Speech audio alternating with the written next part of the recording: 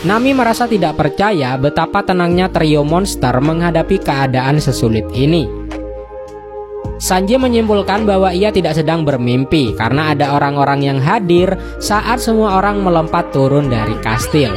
Sementara Zoro mengungkapkan bahwa ia terbangun di sisi lain kota dan mendengar suara Luffy yang mengalahkan dan memakan kelinci raksasa. Usopp memberitahu semua orang bahwa meskipun mereka mengenakan pakaian Elbaf, mustahil negara itu memiliki pakaian yang bisa dipakai oleh manusia. Untuk mengetahui akar permasalahannya, para kru memutuskan untuk mencari beberapa orang di kota dan bertanya di manakah mereka sekarang berada. Mereka bertemu dengan seorang pria yang menunggangi belalang raksasa.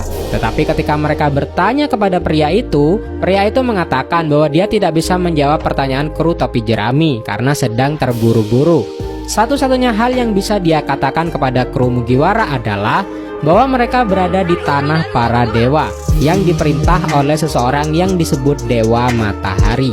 Pria itu juga memberitahu para kru bahwa dia melayani penguasa kastil Big Stan yaitu Isket. Yang disadari oleh para kru adalah kucing raksasa yang mereka lawan sebelumnya.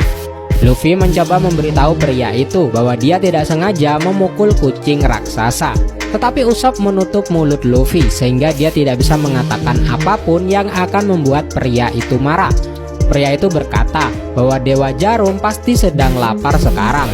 Tidak diragukan lagi bahwa Dewa Jarum itu mengacu kepada landak raksasa yang Nami kalahkan.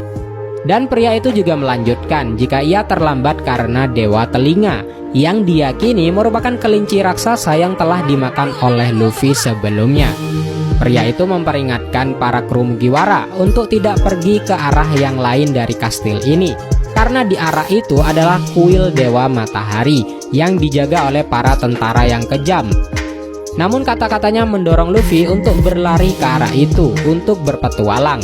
Nami berterima kasih kepada pria itu atas semua informasinya, sementara yang lain mulai mengejar Luffy. Luffy melihat seseorang berlari ke arahnya. Dia berusaha menemuinya, tapi itu sebenarnya adalah bayangan Luffy di dalam cermin, dan Luffy menabrak cermin itu. Cermin yang pecah membuat langit-langit retak, namun dibalik itu semua memperlihatkan pintu berjaring. Ternyata kerajaan kotak-kotak ini hanyalah sebuah diorama di sebuah ruangan berukuran raksasa. Dan ini berarti kru topi jerami tidak berada di kapal raksasa lagi, karena mereka tidak memiliki ruangan seperti itu. Semua orang kemudian mendengar seseorang memanggil bantuan, dan ternyata itu adalah Chopper. Setelah menerobos pintu, Chopper bahagia bertemu kembali dengan para nakamanya. Usopp dan Zoro melihat beberapa pakaian seukuran manusia lainnya yang menunjukkan bahwa pakaian itu seakan-akan manusia didandani seperti boneka oleh Dewa Matahari.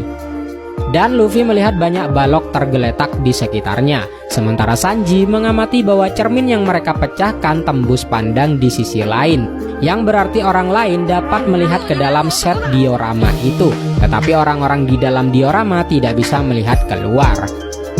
Dengan semua informasi ini, Zoro menyimpulkan bahwa diorama ini dibangun oleh seorang raksasa. Lalu beberapa manusia serta hewan raksasa dimasukkan ke dalam diorama itu untuk sebuah hiburan. Usopp menganggap ini sebagai tanda bahwa mereka telah sampai di Elbaf karena ruangannya sangat besar. Usopp mengatakan mereka harus kembali ke kota dan mencari petunjuk lebih lanjut.